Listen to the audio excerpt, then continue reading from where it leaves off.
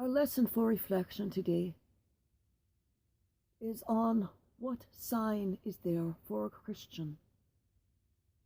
When you look at someone, by what style of their dress, the way of their hair, the way that they walk, or just the way they are, how will you know that they are a Christian? When you look at an Orthodox Jew, they show their faith in their clothing and in their behavior around food and in their ritualistic prayer. An Orthodox Jewess always covers her hair in public, but it differs in the way that a Muslim sisters will cover their hair. They use a scarf or hijab, where the Jews, she will wear a wig over her natural hair, or she will wear a hat. She may wear a scarf, but you won't always know that she is covering her hair, because her hair might be covered with other hair, as in a wig. It is covered in a way that is natural, and is covered in such a way that is natural for that occasion. A different, very conservative Jewish group, the Hasidic Jews, live an even stricter life than does the very observant Orthodox Jew who keeps kosher. A Jewish person practicing the Hasidic tradition, the men wear long hair and even longer beards, and will have even prayer objects tied to their foreheads, tied in their beards, in the sideburns. Sorry, couldn't remember the word for that. It has been many years since the 60s and 70s when all men wore sideburns. They will have some prayer objects on their arms. They will have their phylacteries, Phylacteries, phylacteries. That is part of a shirt worn under their clothing. That'll be tassels that show underneath their clothes. Those will show, and the length of their phylacteries shows how prayerful they are. So in some ways, their prayerfulness is a show-off in some ways, because they will order their tassels longer to be a show-off.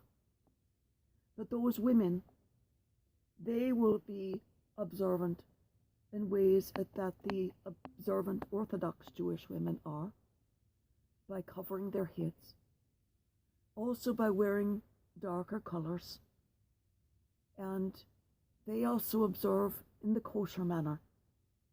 Now, kosher is a style of cooking and a style of eating. A kosher person never has food styles touching each other. Meat does not touch fish, does not touch vegetable, does not ever touch dairy. And the pots in which you cook each thing cannot ever mix. So a pot which cooked meat cannot ever cook fish. And you keep them separate. Same with the plates in which you serve them. So if you were to go visit another house that was not kosher, you would bring your own pots, pans, and plates, not to be disrespectful, but as a way of keeping your own kosher. And when you eat out, unless it is a restaurant that keeps kosher, you would always eat salad. There are restaurants, national chains, that keep kosher. There are restaurants, national chains, that also follow the Islamic tradition for cooking. They can simultaneously keep kosher and follow the necessary religious traditions for Islam, for they are nearly identical. I find that very interesting, don't you? So too a man that is an observant Sikh, wearing the very beautiful and ritualistic turban on their head. It is wound in a specific way as they are saying prayers. The prayers are recited as the turban is wound upon their head, and it is never removed while outside of the home or outside of the temple. Observant Muslims are marked by their dress, and this also is based on their country of origin. Both the men and the women dress based on the customs of their religion, Shia versus Sunni, and their country of origin. So a Sunni woman from, let's say, Somalia, and a Sunni woman from Iran will dress differently.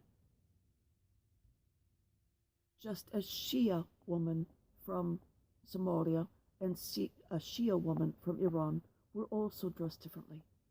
It is not based on the sect, Shia versus Sunni. It is based on the country of origin. That is far more important than the sect.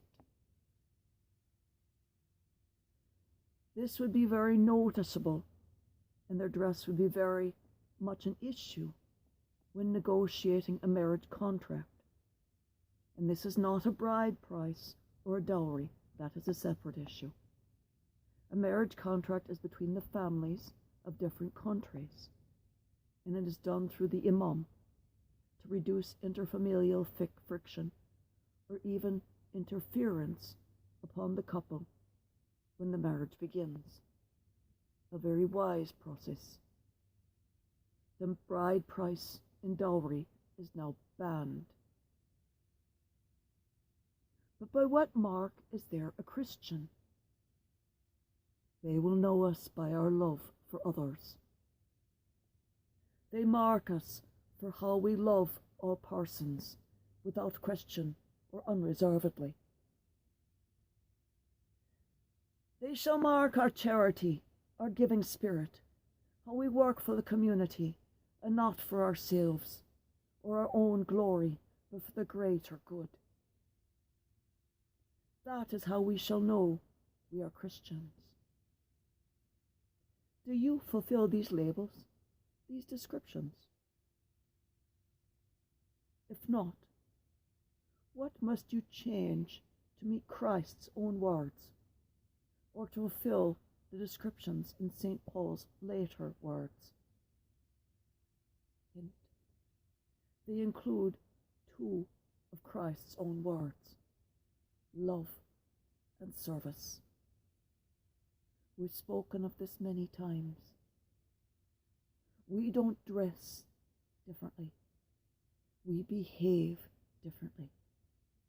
We love all persons. We accept all persons. And we serve all persons.